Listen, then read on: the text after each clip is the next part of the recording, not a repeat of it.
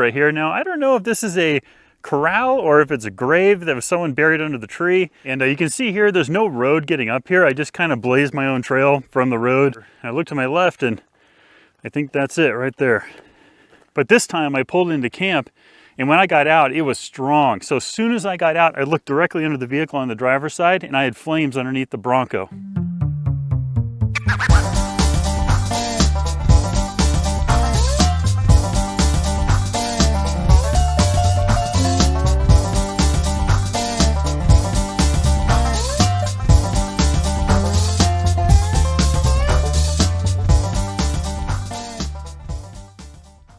Hi, I'm Brian from Northwest Bronco. Welcome back to the channel. So today I'm going to be exploring some uncharted territory, just an area that I've never seen before, and did a bunch of research on Google Earth to see what might be here, and I got about 15 to 20 markers that we're going to take a look at. So the first thing we're going to take a look at is this fence right here. Now, I don't know if this is a corral or if it's a grave that was someone buried under the tree, but let's take a look and see if we can figure it out. So this is built from quite a bit of different types of lumber. Like that there is, that's juniper right there. This is just regular old lumber, big old nails. I did look on the tree right here to see if I can find any markings or carvings or anything like that. And I really didn't see anything carved into this tree. I honestly don't have a clue what this is, but the funny thing is if this was a corral, there's no gate. But really, who knows for sure? The only people that are gonna know what this was were the people that built it. So we're going to go ahead and take off and see if these markers turn out to be anything. If they are, I'll show them to you. If I find anything between those markers, I'll stop and show you that too.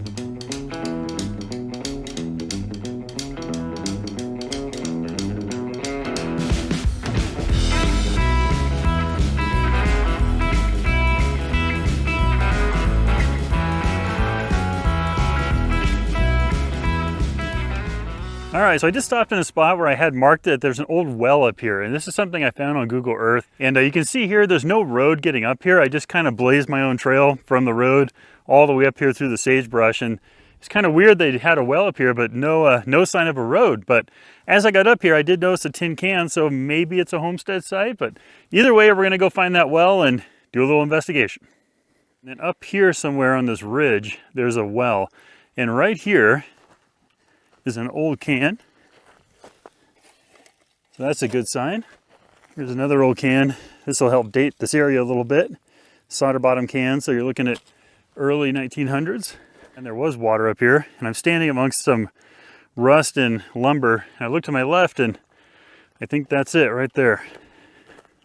So right off the bat, you can see they have a post sticking up with some chicken wire, can down there, a bunch of wood.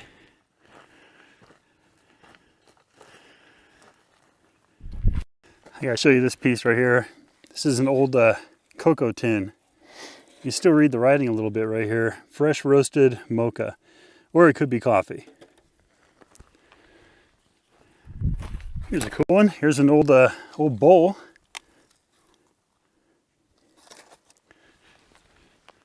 More chicken wire right here, and this is kind of cool. Look at this bucket right here.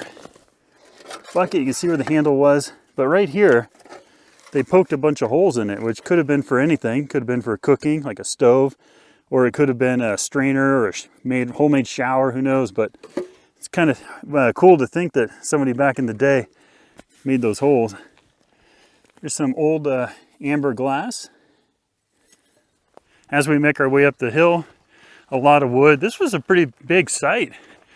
This is bigger than most homestead sites and kind of pretty well established. Look at that. That's the can dump up there. So back then they would just take their debris and throw it on their property somewhere in a big pile. And if you come out and find these homestead sites, you'll find can dumps, which is left over from the people who lived here. And this dump is actually quite large. And it might also be because no one knows this is up here because there's no roads leading to it. So none of the stuff got taken early on. Or it means they were here for a long time. And judging by what I'm seeing in the area here, I'd say they were here for quite a while because it's pretty established up here. So this trash heap is actually on the very top of the property because I walked above it and I didn't see anything else. But let me show you a couple things I found. Some china or porcelain right here. We also have some pink glass, some blue glass. And this is cool. This is actually window glass right here. You can tell it's not bent or anything. And That came out of a window to a house. Speaking of house, I think this is the, that would be part of a stovepipe. Now I'm going to make my way down the hill here to this old structure. A couple of fuel cans there and there.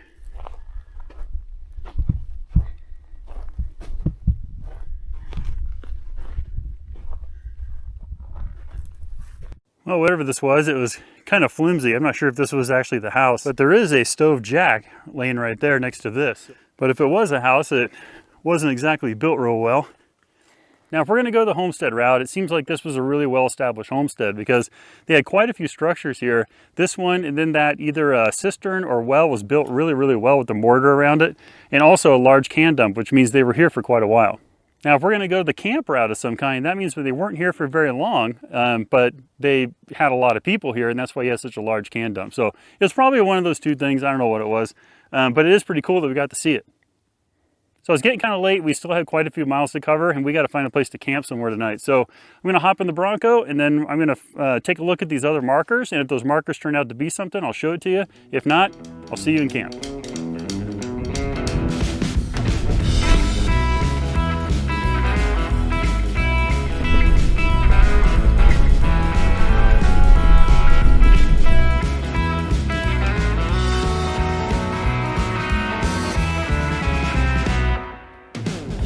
You know, I'm just heading to camp, and I thought I'm going to swing up this road here where I know there's a cabin, a broken down cabin up here. Now, I don't want to go on the property because it's private, but it's really, really remote. But either way, it's private property. But I'm going to pull over on the side of the road, and I'm just going to fly the drone over it and just do some music and just kind of do a circle around it so you guys can see it.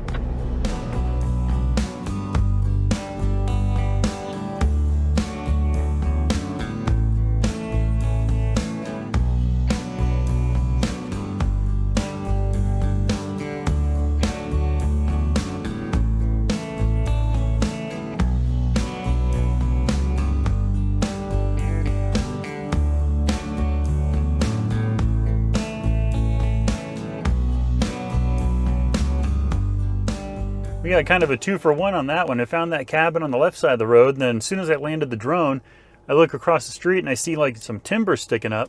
So I flew the drone over there and filmed that one too, but both sides of the road are private, so I had to do it from the road.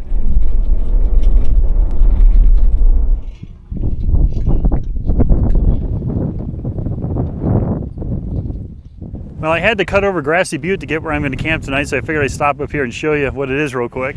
Great view and something really funny I want to show you. So let me give you a 360 view of the view from up here, and I got to show you the sticker that's stuck on the tank. All right, quick spin around shot here. This is the top of Grassy Butte. There's actually a geocache up here also, in case you are a geocacher. You guys can see that or not, but it's 3 chicks in a car with night vision goggles on, and looks like some bagpipes in there.